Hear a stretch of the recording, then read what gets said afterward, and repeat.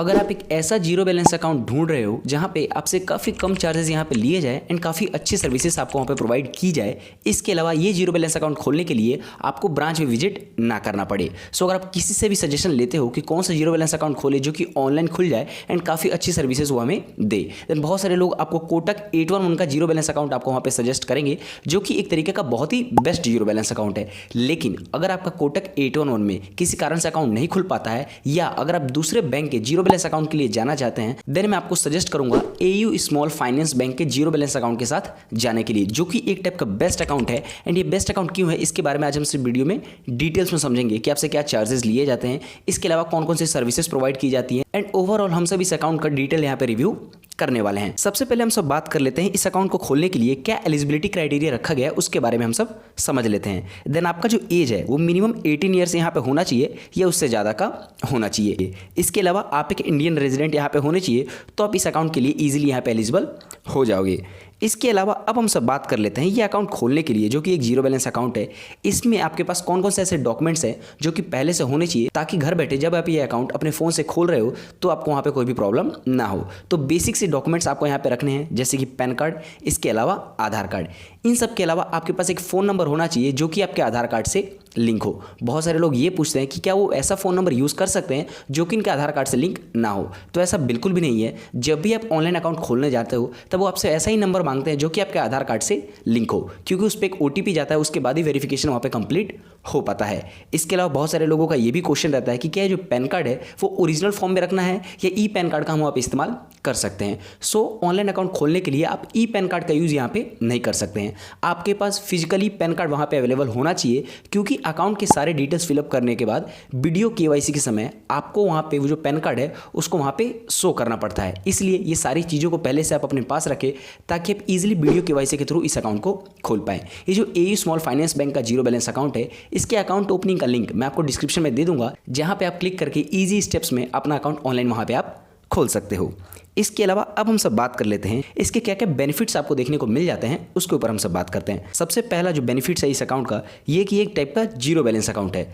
Zero balance account का मतलब ये होता है कि आपको ऐसे अकाउंट में एक भी रुपये मेंटेन करने की जरूरत यहाँ पे नहीं होती है। अगर आप कल के आपके अकाउंट में जीरो बैलेंस पड़ा रह जाता है या एक भी रुपये आप मेंटेन नहीं कर पाते हो तो भी आपसे यहाँ पे कोई भी चार्जेस कट नहीं किए जाते हैं। इसके अलावा आपको इस बैंक में वीडियो बैंकिंग फैसिलिटीज़ भी देखने को मिल जाती है जो कि काफ़ी कम बैंक में आपको यहाँ पे ऑफर्ड किया जाता है। और बहुत सारे लोग कंफ्यूज ये हो जाएंगे कि वीडियो बैंकिंग फैसिलिटीज़ क्या होती है। मान लीजिए आपको अपने अकाउंट से रिलेटेड बहुत सारे इशू आ रहे हैं या कोई प्रॉब्लम है एंड उसके बारे में अगर आप जानना चाहते हो लेकिन आप वहाँ पर ब्रांच विजिट नहीं कर सकते, आप बिजी हो, तो इनकी वीडियो बैंकिंग की फैसिलिटीज़ है जहाँ पर आप डायरेक्ट कॉल करके अपने सारी इशू को आप वहाँ पर सॉल्व कर सकते हो। इसके अलावा आपको इस जीरो बैलेंस अकाउंट में internet banking and mobile banking दोनों की सुविधा यहाँ पे देखने को मिल जाती है। इसके अलावा बहुत बार आपने सुना होगा कि एयू स्मॉल फाइनेंस बैंक जो है काफ़ी ज़्यादा इंटरेस्ट रेट यहाँ पे आपको ऑफर्ड करता है। तो देखा जाए तो आपको यहाँ पे इंटरेस्ट रेट ज़्यादा मिलने वाला है as compared to other banks. इसके अलावा आपका ये जो जीरो बैलेंस अकाउंट खुलने वाला है उसको आप इजीली एयू बैंक का खुद का ऐप है एयू 0101 करके, उसके थ्रू आप जो आपका अकाउंट खुलेगा उसको इजीली वहाँ पे एक्सेस और मैनेज आप उसको इजीली कर सकते हो। सो ये कुछ बेनिफिट्स हैं इस अकाउंट के। इसके अलावा अब हम सब बात कर लेते हैं डेबिट कार्ड के बारे में कि आपको अकाउंट खोलने पे किस टाइप का डेबिट कार्ड वहाँ पे दिया जाता है। सो अगर आप ये जीरो बैलेंस अकाउंट खोलते हो एयू स्मॉल फाइनेंस बैंक में, तब आपको इस अकाउंट के साथ रुपये का प्लेटिनम डेबिट कार्ड देखने को मिल जाता है जो कि फिजिकली आपको वहाँ पे मिलता है। और बहुत सारे लोग का डाउट होगा कि क्या यहाँ पे कोटक 811 की तरह यहाँ पे वर्चुअल डेबिट कार्ड का ऑप्शन है। तो एक बात मैं आपको क्लियर कर दूं कि यहाँ पे आपको वर्चुअल डेबिट कार्ड नहीं मिलता है, यहाँ पे आपको फिजिकल डेबिट कार्ड ही मिलता है, रुपये का प्लेटिनम डेबिट कार्ड। तो यहाँ पे आपको इस अकाउंट में ये एक प्रॉब्लम लग सकता है कि आपको यहाँ पे वर्चुअल डेबिट कार्ड नहीं मिलेगा। जो आपका यहाँ पे फिजिकल डेबिट कार्ड है उसका इशू चार्ज का बात करें तो इशू करने के लिए आपसे कोई भी रुपीज़ वहाँ पे चार्ज नहीं किया जाता है, लेकिन आपको annual charge 150 rupees with GST आपको यहाँ पे हर एक साल पे करना पड़ेगा। अब बहुत सारे लोगों को लगेगा कि यार फिजिकल डेबिट कार्ड मिल रहा है तो क्या फ़ायदा है, कोटक 811 के साथ ही जाना चाहिए। लेकिन अगर आप एयू बैंक में अकाउंट खोलते हो तो आपको इस फिजिकल डेबिट कार्ड के साथ बहुत सारे बेनिफिट्स देखने को मिल जाते हैं जो कि जस्ट मैं आपको यहाँ पे बताऊंगा। इसके अलावा अगर आपका मान लीजिए ये जो डेबिट कार्ड है किसी कारणवश खो जाता है या डैमेज हो जाता है, तब आपको as a replacement charge 150 rupees with GST का चार्ज आपको देना पड़ेगा ताकि आपको नया डेबिट कार्ड वहाँ पे मिल पाए। अब जैसा कि मैंने आपको बताया, ये जो फिजिकल डेबिट कार्ड आपको मिल रहा है जिसके लिए आपको 150 रुपीज़ देने पड़ रहे हैं, उस पर आपको बहुत सारे बेनिफिट्स ऐसे देखने को मिल जाएंगे जो कि आपको अदर बैंक के डेबिट कार्ड पे देखने को नहीं मिलता है। सबसे पहले अगर हम सब बेनिफिट्स की बात करें तो आपको इस रुपये के प्लैटिनम डेबिट कार्ड पे 8 complimentary domestic airport lounge access देखने को मिल जाएगा जो कि आपको हर एक साल यहाँ पे मिलने वाला है। इसके अलावा आपको इस डेबिट कार्ड पे एयर एक्सीडेंट कवर भी मिलता है अप टू 5 लाख तक का। इसके अलावा पर्सनल एक्सीडेंट इंश्योरेंस में मिलता है 2 लाख तक का। इसके अलावा कार्ड लायबिलिटी कवर भी मिलता है आपको 2 लाख तक का। अब ये कार्ड लायबिलिटी कवर क्या है? मान लीजिए आपका जो डेबिट कार्ड है किसी कारणवश चोरी हो जाता है या उसका कोई मिसयूज़ करता है, तब आपके पास वहाँ पे 2 लाख रुपए तक का प्रोटेक्शन आपको वहाँ पे कार्ड के साथ देखने को मिल जाता है। इसके अलावा आपको इस डेबिट कार्ड पे परचेस प्रोटेक्शन बेनिफिट्स भी देखने को मिल जाते हैं, वो भी अप टू 10,000 तक के।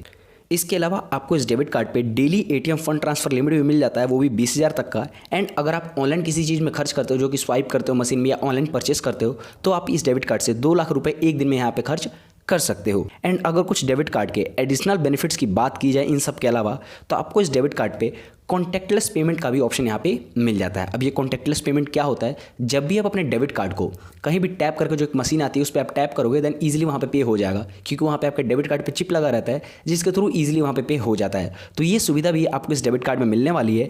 एंड ये जो कॉन्टैक्टलेस पेमेंट है, जहाँ पे आपको पिन इंटर करने का जरूरत नहीं होता है, जैसे आप टैप करोगे मशीन पे, आपको वहाँ पे पेमेंट हो जाएगा। उस टाइप का पेमेंट आप इस डेबिट कार्ड से कर सकते हैं, वो भी अप टू 5,000 तक का। सो ये कुछ बेनिफिट्स हैं एयू बैंक के डेबिट कार्ड में। इसके अलावा अब हम सब बात कर लेते हैं ट्रांजैक्शंस चार्जेस के बारे में। जब आप ये डेबिट कार्ड यूज़ करोगे ट्रांजैक्शंस करने के लिए, तब आपसे कितने चार्जेस वहाँ पे लिए जाते हैं उसके बारे में हम सब बात कर लेते हैं। जब आप इस डेबिट कार्ड का यूज़ करोगे एयू बैंक के ही एटीएम में जाके विड्रॉ करने के लिए या डिपॉजिट करने के लिए, सो आपको यहाँ पे अनलिमिटेड फ्री ट्रांजैक्शंस देखने को मिल जाते हैं, चाहे आप फाइनेंशियल ट्रांजैक्शंस करो या नॉन फाइनेंशियल ट्रांजैक्शंस करो। लेकिन अगर आप वो ट्रांजैक्शंस एयू बैंक में ही कर रहे हो, एयू बैंक के डेबिट कार्ड के साथ, तब आपसे यहाँ पे 1 भी रुपये का चार्ज नहीं लिया जाता है।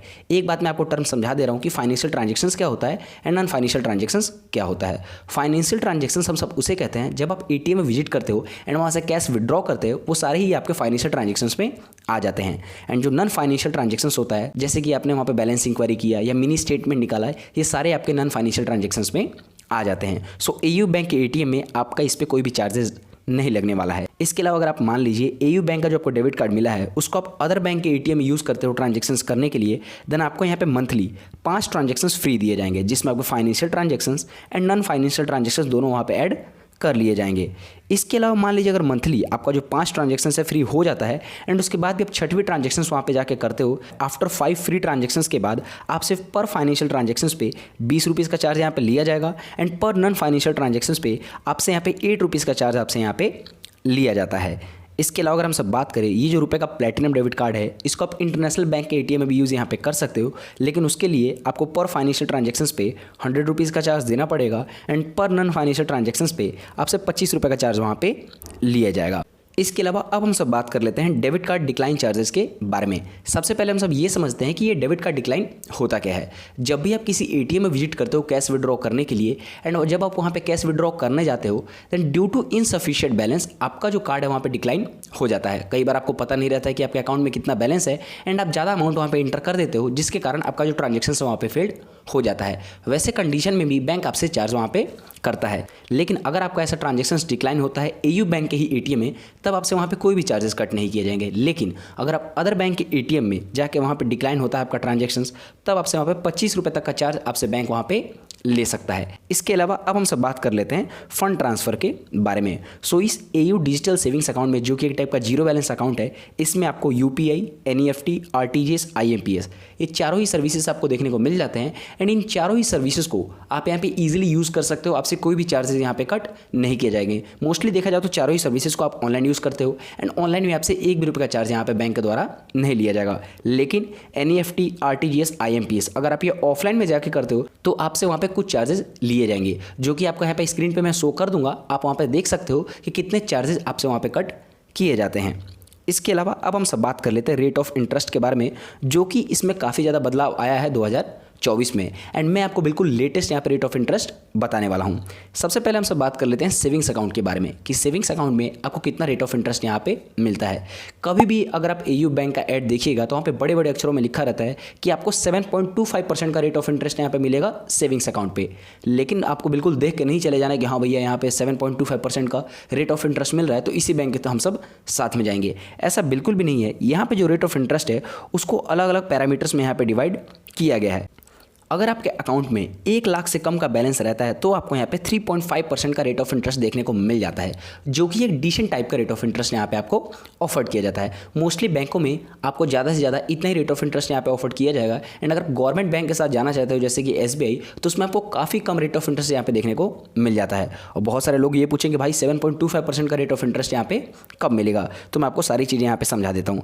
उसके बाद अगर आपके अकाउंट में 1 लाख से लेके 10 लाख तक का बैलेंस रहता है तो आपको यहाँ पे 5% का रेट ऑफ इंटरेस्ट मिलता है। वहीं अगर आपके अकाउंट में 10 लाख से ज़्यादा या 25 लाख के अंडर आप यहाँ बैलेंस रहता है तो आपको यहाँ पे 7% का यहाँ पे रेट ऑफ इंटरेस्ट देखने को मिल जाता है। वहीं अगर बात करें अगर आपके अकाउंट में 1 करोड़ से ज़्यादा है या 5 करोड़ से कम अमाउंट अगर आपके अकाउंट में है, तब आपको जाके इस कंडीशन में 7.25% का रेट ऑफ इंटरेस्ट यहाँ पे देखने को मिल जाता है।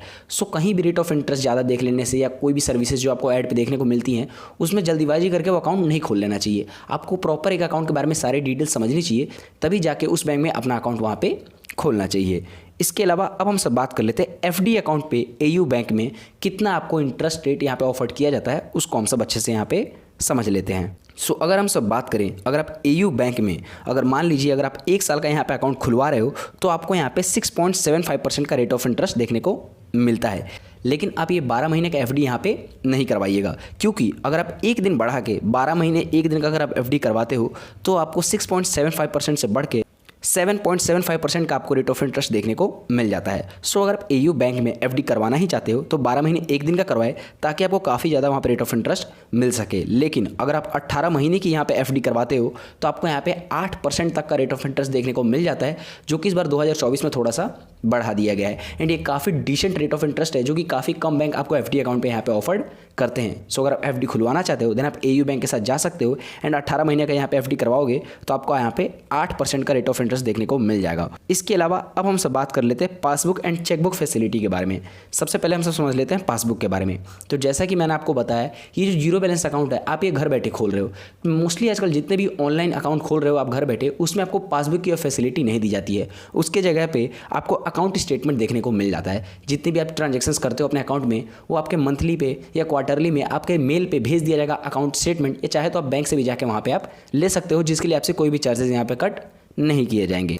इसके अलावा अब हम सब बात कर लेते हैं चेकबुक फैसिलिटी के बारे में। सो इस अकाउंट में आपको चेकबुक की फैसिलिटी मिलती है, लेकिन उसके लिए आपको यहाँ पे ऑनलाइन अप्लाई करना पड़ेगा एयू बैंक का जो खुद का ऐप है उसके थ्रू। लेकिन आप ये अप्लाई तभी कर सकते हो जब आपका जो अकाउंट है फुल्ली एक्टिवेटेड वहाँ पे हो जाएगा। उसके बाद आप चेकबुक के लिए रिक्वेस्ट वहाँ पे डाल सकते हो, जिसके बाद आपको बैंक की तरफ से चेकबुक वहाँ पे आ जाएगा। इसके अलावा अब हम सब बात कर लेते हैं हिडन चार्जेस के बारे में। सो इस जीरो बैलेंस अकाउंट में कुछ खास तो हिडन चार्जेस है नहीं, क्योंकि मैक्सिमम सर्विसेज जो है आपको फ्री ऑफ कॉस्ट यहाँ पे दी जाती है। कुछ बेसिक से हिडन चार्जेस जो कि मोस्टली सारे बैंक आपसे चार्ज करते हैं वो मैं आपको यहाँ पे समझा देता हूँ। सबसे पहला SMS अलर्ट का, आपको यहाँ पे SMS अलर्ट के लिए 30 पैसे पर SMS पे चार्ज यहाँ पे लिया जाता है। इसके अलावा पर क्वार्टर पे आपसे मैक्सिमम यहाँ पे 15 रुपये का चार्ज तो यहाँ पे लिया ही जाएगा।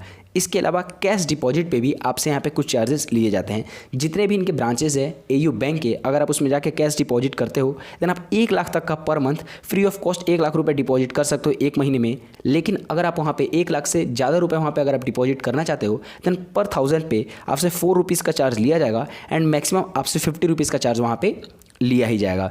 सारे ही डिटेल्स को मैंने यहाँ पे अच्छे से आपको समझा दिया है। फिर भी अगर आपके मन में कोई भी डाउट है देन आप मुझे कमेंट में यहाँ पे पूछ सकते हो। एंड नेक्स्ट वीडियो आपको कौन से बैंक पे चाहिए वो आप मुझे कमेंट में बता देना। Thank you.